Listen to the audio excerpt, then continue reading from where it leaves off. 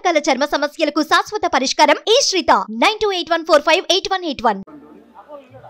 లక్షలాది మంది భక్తులు అరుణాచలేశ్వరుడి దర్శనానికి వస్తున్నారు. ఈ నేపథ్యంలో దేశ విదేశాల నుంచి కూడా వచ్చి ఇక్కడ స్వామిని దర్శించుకునేందుకు చాలా మంది ఎంతో ఉత్సాహం చూపిస్తారు. ప్రత్యేకించి శివరాత్రి రోజున దర్శనం చేసుకుంటే మరింత పుణ్యం అనేది కూడా వాళ్ళ భావన. ప్రస్తుతం మనతో పాటు ఒక భక్తులు ఉన్నారు. వారు కాలిఫోర్నియా నుంచి వచ్చారు. వారితో మాట్లాడదాం. ఇక్కడ అరుణాచలేశ్వరుడు పిలవడం అనేది అదృష్టంగా భావిస్తూ నిన్ననే వచ్చాను ఇక్కడికి. రాత్రి అంతా ఇక్కడ సాయంత్రం ఒకసారి దర్శనం చేసుకున్నాను, ఉదయం కూడా దర్శనం అయింది. అంత అద్భుతంగా జరిగింది. ఇప్పుడు వెళ్ళడం కొంచెం కష్టం, రష్. 2 సార్లు ఇప్పటికీ దర్శనం అయిందండి. ఎంతటి అదృష్టవంతులు సార్. నిన్న సాయంత్రం అలాగే ఈ రోజు ఉదయం లక్షార్చన అభిషేకం అర్చనలో కూడా పాల్గొనడం జరిగింది. తెల్లవారుజామున 5 గంటలకి. అదంతా కూడా శివయ్య అదృష్టంగానే భావిస్తున్నాం. ఎంత సమయం పట్టింది మీకు దర్శనానికి? ఉదయం 5 గంటలకు వస్తే 6:30 వరకు నేను లైన్లో నుంచున్నాను దానికి కూడాను. కానీ చాలా అద్భుతంగా జరిగింది అంతా. ఇంక తర్వాత మళ్ళీ రెండోసారి గిరి ప్రదక్షిణకి వెళ్ళొచ్చాను. నిన్న రాత్రి 14 కిలోమీటర్లు నడిచి గిరి ప్రదక్షిణ చేసి వచ్చాను. ఈ రోజు మళ్ళీ వెళ్ళొచ్చాను.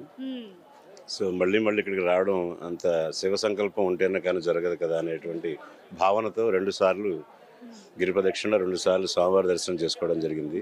ఈ పర్టికులర్ లొకేషన్లో ఒక అద్భుతమైన విశేషం ఏంటంటే, సృష్టి ఆవిర్భవించినప్పుడు బ్రహ్మ విష్ణువుల మధ్యన జరిగిన వాగ్వాదంలో పరమశివుడు ఆవిర్భవించి ఒక లింగం, అగ్నిలింగం రూపంలో వచ్చి వారి మధ్య ఉన్నటువంటి ఈ ఈగోయిస్టిక్ ఫీలింగ్ని పోగొట్టే విధంగా పరమశివుడు ఇక్కడ ప్రతిష్ఠింపబడి, అంటే ఆయన వచ్చి ఆ అగ్నిలింగంలాగా ఉద్భవించి తర్వాత వారి సమస్యను పరిష్కరించిన తర్వాత వారి అహంకారాన్ని కొంచెం, అప్పట్లో అహంతోటి బ్రహ్మ విష్ణువులు ఉండేవారు, వారిని తగ్గించి, అహంకారాన్ని తగ్గించి ఇక్కడ స్థిరపడ్డాడు అనేటువంటి ఒక పురాణం ఉంది.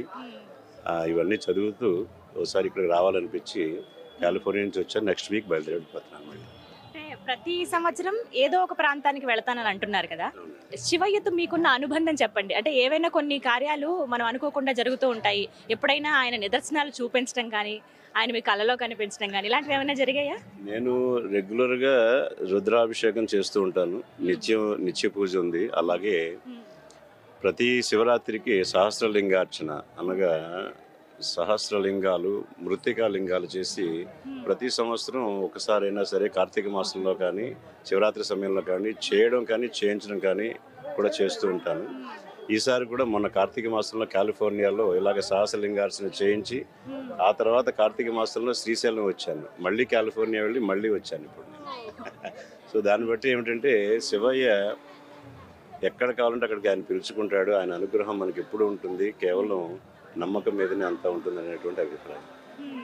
ఇప్పుడు చాలా మందిని చూస్తున్నామండి. అంటే ఎప్పుడు వస్తూనే ఉంటారు, నిత్యం రద్దీగానే ఉంటుంది, ఎప్పుడు ఆ శివయ్యని దర్శించుకుంటూనే ఉంటారు ఆ అరుణాచలేశ్వరుని. కానీ ఈసారి ఇంకా ఎక్కువ మంది భక్తులు ఉన్నట్టుగా అనిపిస్తుంది కదా? అవునండి. నేను ఇందాక గిరి ప్రదక్షిణ వెళ్ళి నేను కారు పార్క్ చేద్దామంటే తీసుకున్న హోటల్ దగ్గర కారు దొరక్క 2 కిలోమీటర్ల దూరంలో కారు పార్క్ చేసి నడుచుకుని రూమ్కి వెళ్ళాను.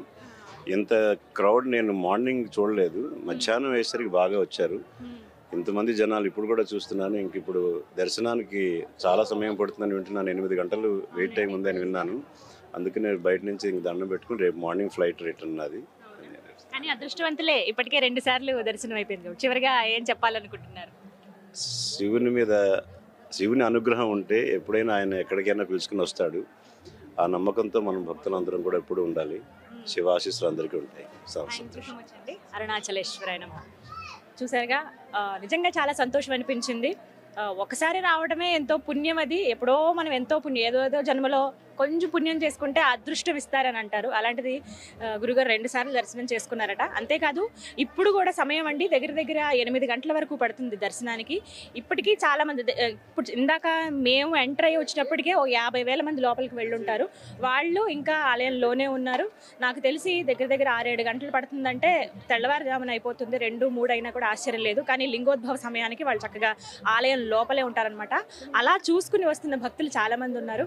అలా దర్శనాలు అవుతూనే ఉన్నాయి. మరోవైపు ప్రదక్షిణలు కూడా ప్రారంభమైపోయాయి. ఈ సమయానికి ప్రారంభించి అలాగే ఉదయానికి కంప్లీట్ చేసుకునే విధంగా, అంటే అన్ని దేవాలయాలు కూడా ఇవాల్టి రోజున ప్రత్యేకంగా తెరిచే ఉంచుతారు. 14 కిలోమీటర్లు ఏదైతే మొత్తం గిరివలయం ఉంటుందో ఈ చుట్టూరు కూడా ఆలయాలు, చిన్న పెద్ద ఆలయాలు చాలా వరకు మనకు కనిపిస్తాయి. ముఖ్యమైనవి కొన్ని ఉంటాయి. లింగాలు 8 లింగాలు ఉంటాయి. అవన్నీ దర్శనం చేసుకోవడానికి కొంత మామూలు రోజుల్లో అయితే మూసివేస్తారండి. 9 గంటల తర్వాత ఆలయం మూసివేస్తారు, మళ్ళీ ఉదయం 6 గంటలకు తెరుస్తారు.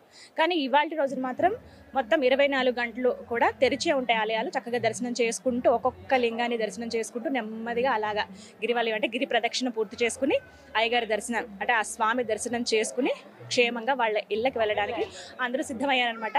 గిరి ప్రదక్షిణ ఎప్పుడెప్పుడు చేద్దామని మాకు కుతూహలంగా ఉంది. ఇంకా మరి కాసేపట్లో గిరి ప్రదక్షిణ కూడా ప్రారంభిద్దాం.